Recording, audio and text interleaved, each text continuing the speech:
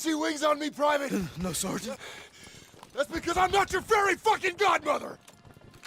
Hi everyone, welcome back to the channel. As you probably saw from the title, today is June 6, 2026, the 82nd anniversary of D-Day. For the second video of the Countdown 250, I knew what I had to do. For some context, D-Day is the largest amphibious invasion and the first battle of Operation Overlord as the US pushed into Europe. I think that's enough foreplay, so just get right into it.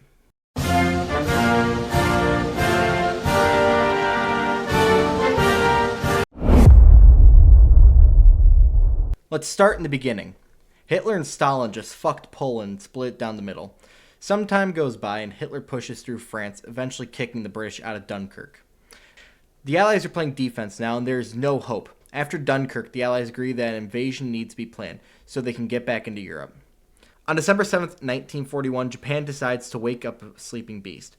4 days after the attack, Hitler declared war on the US, and then Eisenhower is appointed to plan operations. The first major operation overseen by Eisenhower is on November 8th, 1942, when the Allies began their invasion of North Africa, known as Operation Torch. 2 months later, Eisenhower is put in charge of another operation.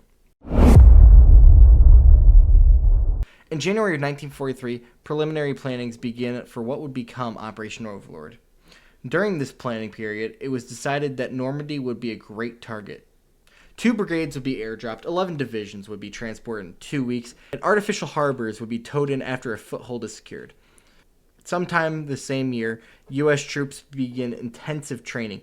Months go by and eventually Hitler gets scared, so he demands reinforcements be sent to France and overseen by Field Marshal Erwin Rommel, aka the Desert Fox. More time goes by and Eisenhower is promoted to Supreme Allied Commander. Starting on April 1st, 1944, 11,000 aircraft fly over 200,000 sorties, dropping over 195,000 tons of ordnance on France. That following month, 6,500 ships and landing crafts are provided to land 200,000 vehicles and 600,000 tons of supplies in the first 3 weeks of Operation Overlord. On June 5th, 1944, the bombing of France stops and everyone gears up for battle. Okay, here's where we get information heavy, so grab onto your dicks and I don't have to add on to that because I know women don't watch my autistic ass. Without further ado, on to the numbers. At about 12:15 at night, 101st Pathfinders jumped behind Utah Beach, given multiple objectives complete. At 1:21, 82nd Airborne dropped west of Utah Beach. At 2 o'clock, paratroopers began fighting Germans in the dead of night. At 3 o'clock, landing ships prepare for the main invasion. At 4 o'clock, paratroopers complete one of their objectives by liberating St. Mary Église. At 4:08, Brigadier General Pratt dies in a glider accident. At 5:30, the first wave of Force S embarks to Sword Beach.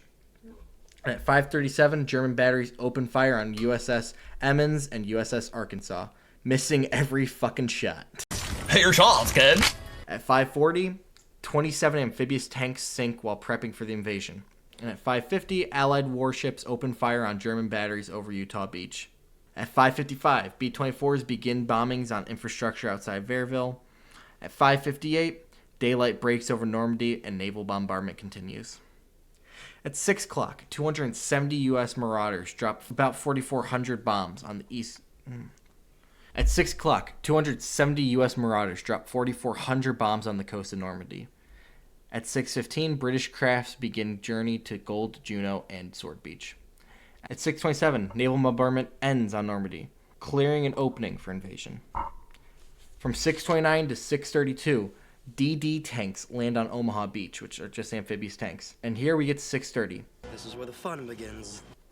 1st and 29th Infantry Divisions land on Omaha. 18 Marauders bomb Point Du Hoc along with fire from the USS Texas.